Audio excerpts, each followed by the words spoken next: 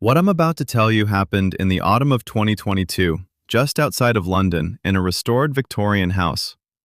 It involves a young graphic designer named Claire.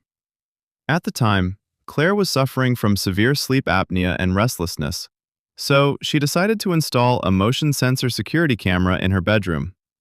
She just wanted to see how much she was tossing and turning at night. One Tuesday morning, she woke up to a notification on her phone. A motion alert from 3:14 a.m. She opened the clip. In the footage, Claire was fast asleep. But in the corner of the room, right in the shadow of the wardrobe, a dark shape emerged. At first, she thought it was just a glitch, a trick of the light, until she saw that shadow slowly drift toward her bed. The figure stood right at her bedside and remained there, perfectly still, staring at her face for 15 minutes. Claire watched the screen in absolute horror, but that wasn't the most disturbing part. Around the 10-minute mark, Claire shifted slightly in her sleep. In that moment, the dark figure leaned down and whispered something into her ear. Claire turned her volume to the maximum. What she heard was a muffled mechanical rasp. "You aren't really sleeping, you just think you're dreaming."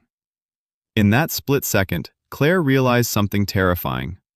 The Claire in the video opened her eyes for just 1 second after the whisper, looked directly into the camera lens, and smiled. But Claire had no memory of waking up or smiling that night. The police investigated the next day. There were no signs of forced entry. However, when they analyzed the full digital trail of the camera, they discovered the figure didn't come from outside.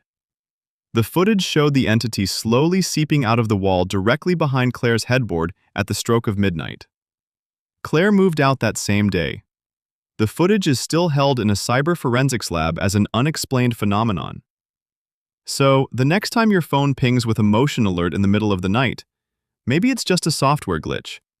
Or maybe your guest is already inside.